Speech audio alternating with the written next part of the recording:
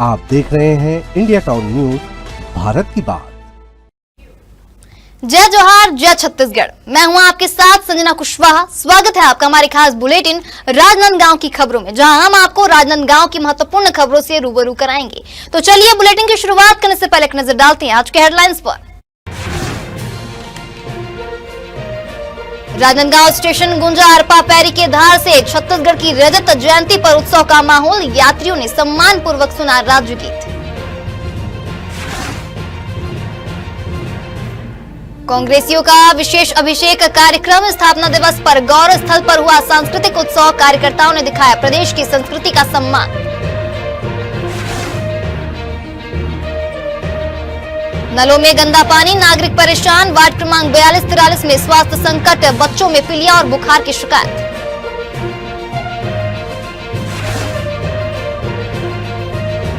Municipal school में राज्योत्सव का आयोजन। डॉक्टर रमन सिंह होंगे मुख्य अतिथि। राज्योत्सव के लिए शहर उत्साहित।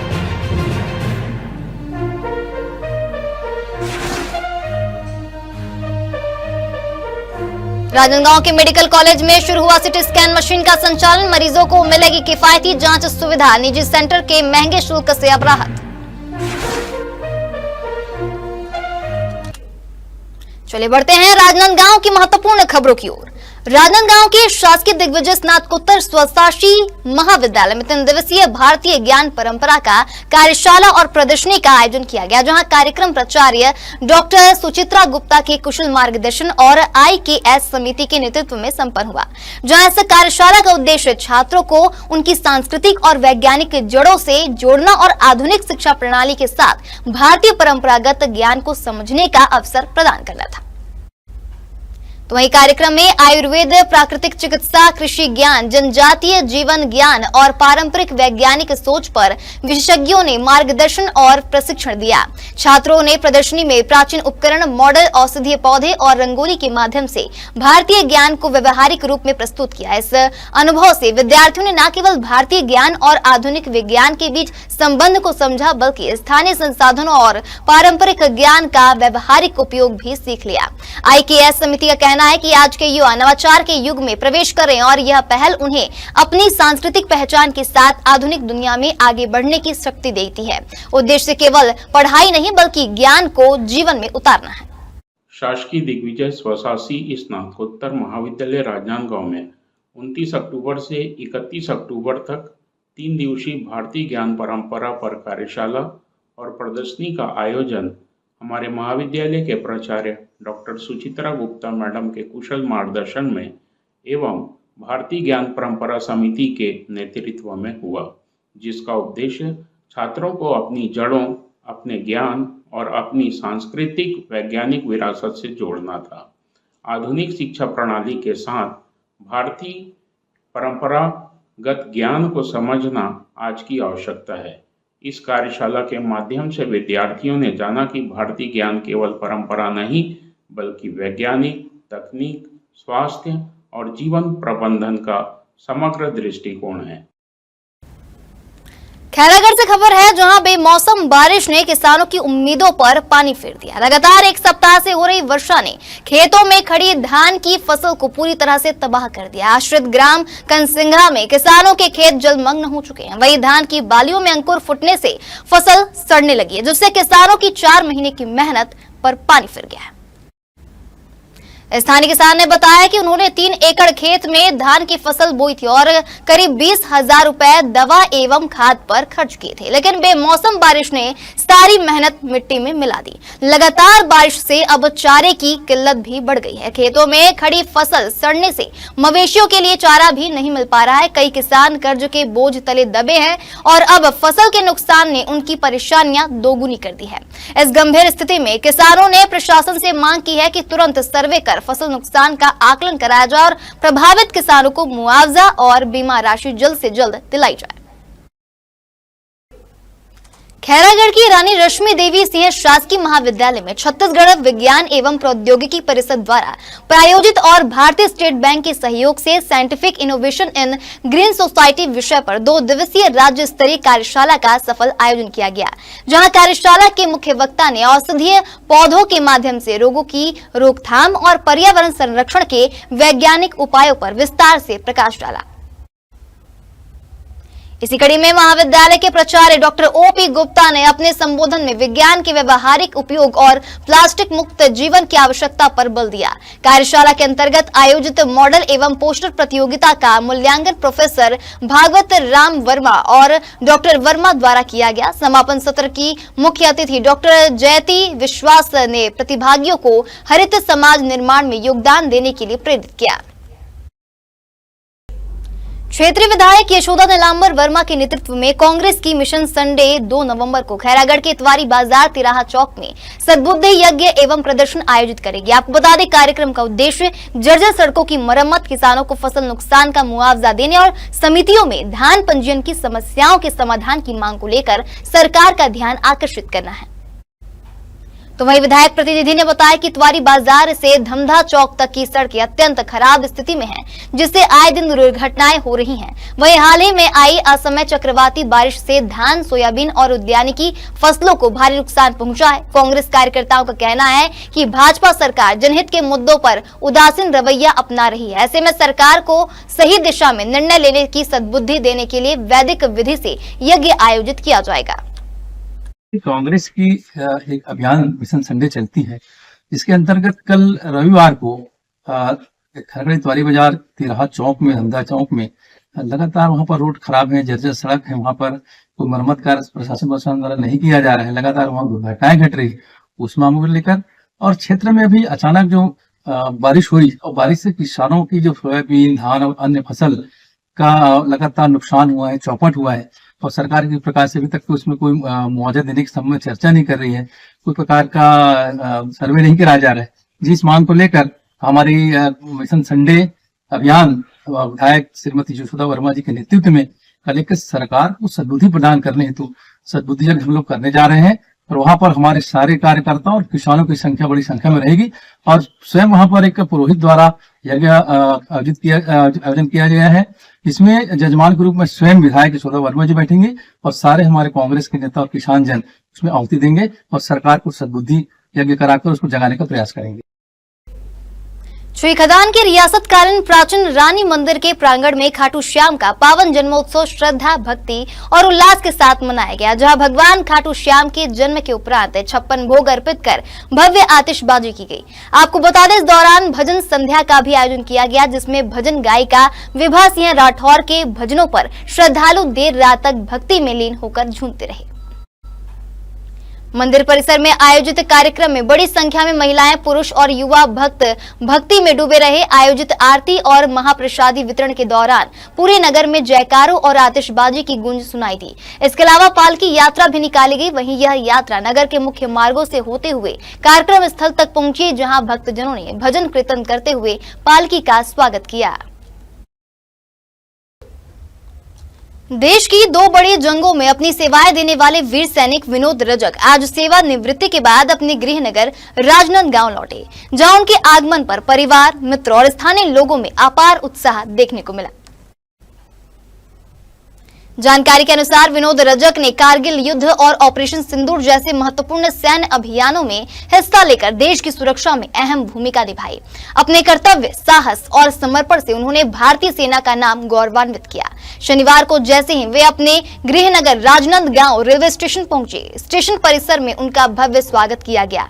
तो वहीं फूल मालाओं, ढोल नगाड़ों और जय घोष के साथ लोगों ने अपने वीर सपूत का स्वागत किया। परिवारजनों की आंखों में खुशी और गर्व के आंसू छलक उठे।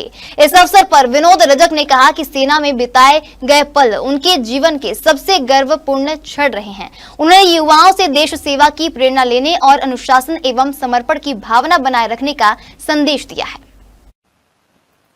मैं 1991 में इंडियन आर्मी ज्वाइन किया था। जिस समय कारगिल वार हुआ था, उस समय यहाँ की जनता ने मुझे बहुत सेम इसी तरह से शहर का सपूत कारगिल रवाना करके भेजा था। मैं उस युद्ध में बखूबी पार्टिसिपेट किया उस समय रजौरी में पोस्टेड था। उसके बाद जब वहाँ से वापस आया, फिर अगेन आगे की लाइफ ऐसी चलती रही। सेनाएं अलग अलग स्टेशन में ड्यूटी करने को मिला। उसके बाद फिर ऑपरेशन सिंदूर में मैं तेजपुर में पोस्टेड था। उस दौरान भी हमारी यूनिट उस कार्यक्रम के लिए मूव हुई थी और बहुत अच्छा लगा मुझे। आज आप लोगों ने जो इतना मेरा आदर स्वभाव किया है।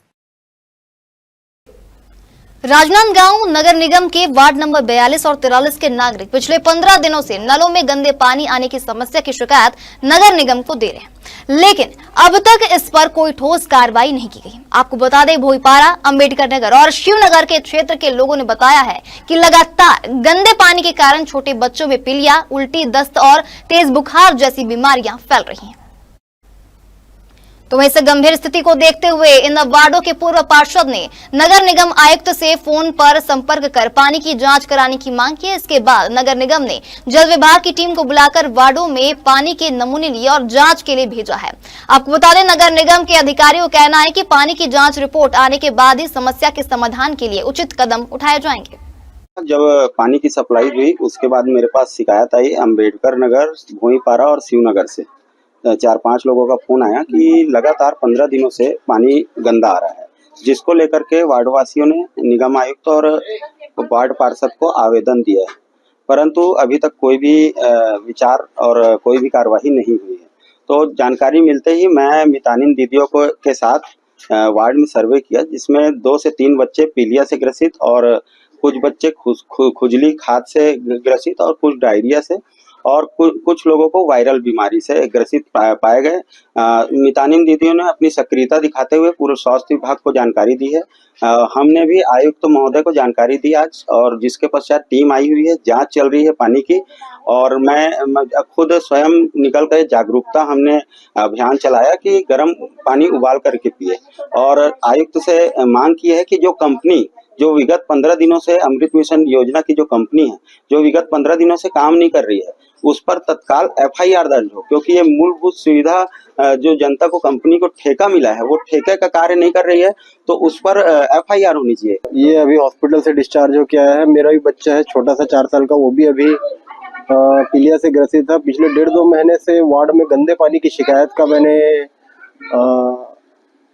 पार्षद महोदय को अवगत कराया था इससे, पर उनके द्वारा ऐसा कोई भी काम नहीं किया गया इस संबंध में, जिसके स्वरूप आज मुझे ज्ञापन देना पड़ा है कि हमारे ward Rajiv Nagar ward number 42 Ambedkar Nagar में पानी की सप्लाई बहुत गंदी हो रही है। मोहल्ले के अधिकतर बच्चे पीलिया से ग्रसित हैं, उल्टी दस्त से ग्रसित हैं, उनके बॉडी में खुजलाहटपना हो रही है गंदे पानी की वजह से, जिसके कारण वो बीमार हो गए।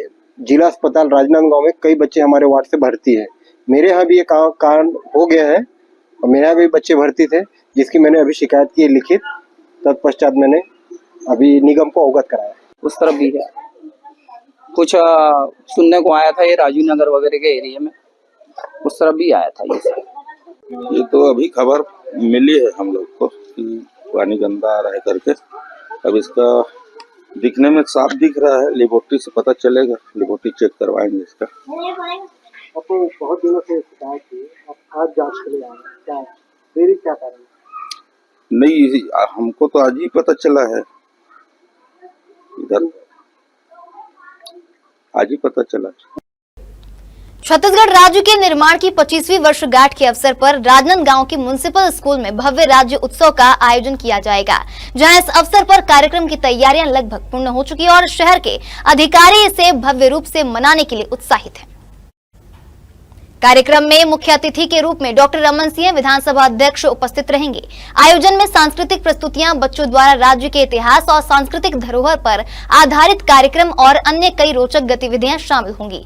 शिक्षकों और प्रशासनिक अधिकारियों ने बताया कि राज्य की 25वीं वर्षगांठ को खास बनाने के लिए सभी तैयारियां पूरी कर ली गई हैं और यह उत्सव छात्रों एवं नागरिकों के लिए यादगार साबित होगा। डोंगरगांव पुलिस ने महाराष्ट्र राज्य से अवैध शराब बिक्री करने वाले 2 आरोपियों को गिरफ्तार किया। आपको बता दें, गिरफ्तार आरोपियों में अजय बोरकर और मदन लाल निर्मलकर शामिल हैं।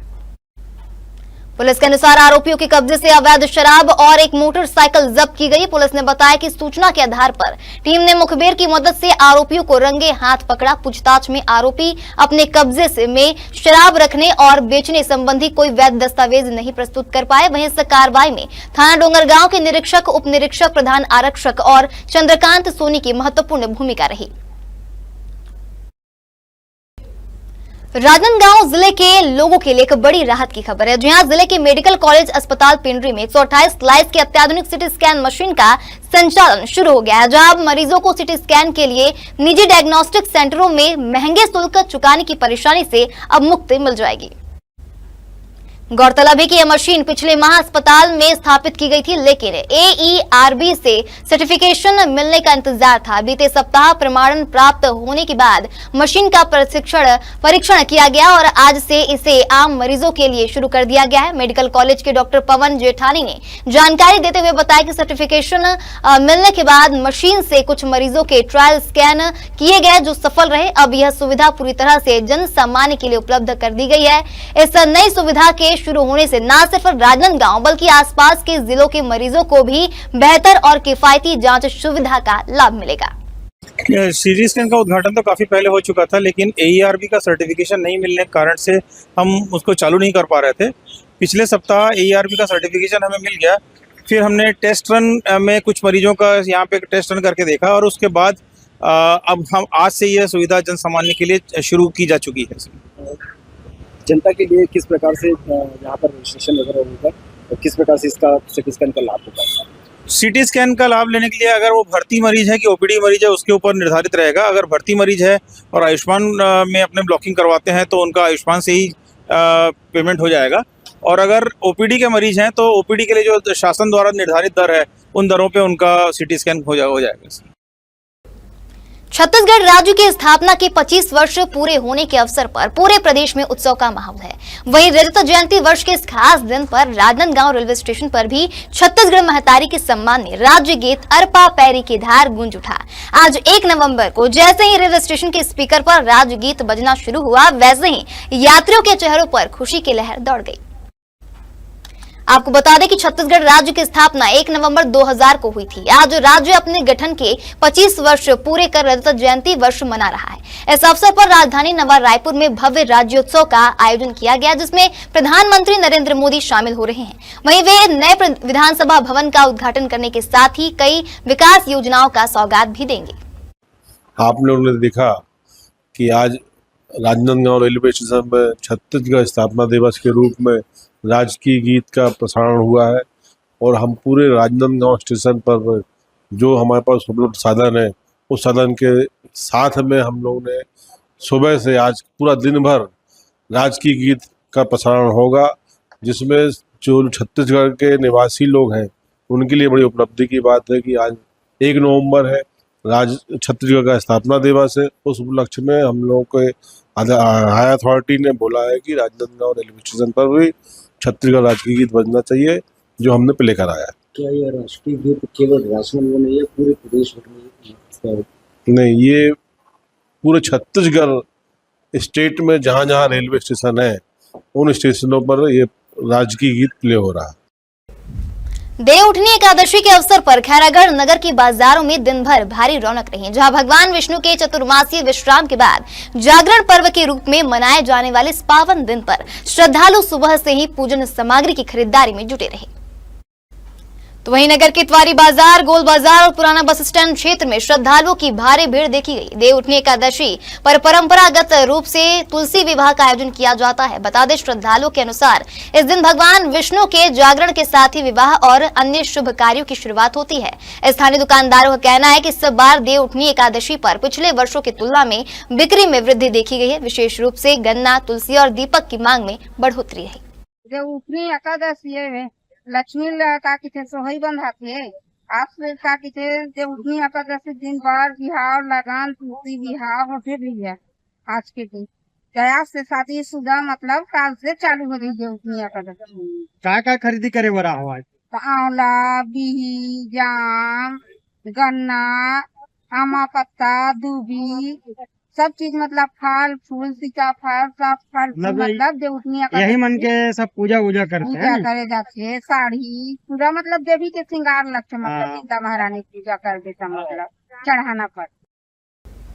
श्रीखदान के साल्हे वारा में शासन की महत्वाकांक्षी योजना सरस्वती निशुल्क साइकिल वितरण का आयोजन किया गया, जहां कार्यक्रम में अनुसूचित जाति, अनुसूचित जनजाति एवं बीपीएल वर्ग की 89 छात्राओं को निशुल्क साइकिल प्रदान की गई। साथ ही सरदार वल्लभ भाई पटेल की 150वीं जन्म जयंती के अवसर पर सद्भावना एकता दिवस भी मनाया गया।